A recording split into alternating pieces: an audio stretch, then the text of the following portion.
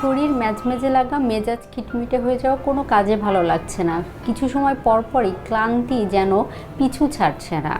এই জাতীয় সমস্যা অনেকের মধ্যেই দেখা দিয়ে থাকে। এই জাতীয় সমস্যার পাশাপাশি শরীরে মাংসপেশিতে ব্যথা, শরীরে হাড় হাড্ডিতে ব্যথা, এই লক্ষণগুলোও যদি প্রকাশিত হয় তাহলে অবশ্যই চেক করে নিতে হবে শরীরে ভিটামিন ডি এর ঘাটতি রয়েছে কিনা। কারণ বেশিরভাগ ক্ষেত্রেই ঢাকা শহরে পাশাপাশি যাদের গায়ে পর্যাপ্ত পরিমাণে সূর্যের আলো লাগে না তাদের ক্ষেত্রে এই জাতীয় লক্ষণ প্রকাশিত হতে পারে। এর অন্যতম কারণ হতে পারে শরীরে ভিটামিন ডি এর ঘাটতি যদি তৈরি হয় তাহলে এই লক্ষণগুলো দেখা দিতে পারে।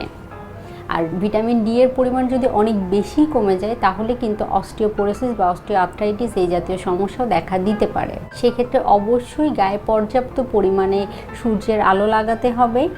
কখন সূর্যের আলো লাগাবেন? সকাল 10টা থেকে দুপুর 2টার মধ্যে 20 থেকে 25 মিনিট গায়ে সূর্যের আলো লাগাতে হবে। পাশাপাশি সূর্যের আলোতে বেড়ে ওঠা হাঁস মুরগির ডিম, গরু ছাগলের দুধ, এছাড়াও ফর্টিফাইড বিভিন্ন ধরনের খাবার মার্কেটে এখন পাওয়া যায় যেগুলো ভিটামিন ডি ফর্টিফাই করা থাকে, সেগুলোও নিয়মিত গ্রহণ করতে পারেন।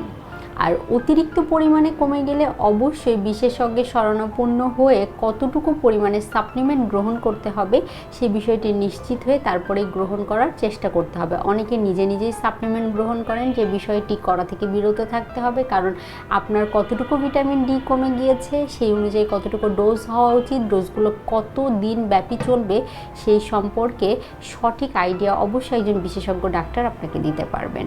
তাই ভিটামিন ডি এর পরিমাণ কমে গেলে বা এই লক্ষণগুলো দেখা গেলে দেরি না করে একজন বিশেষজ্ঞের শরণাপন্ন হতে হবে।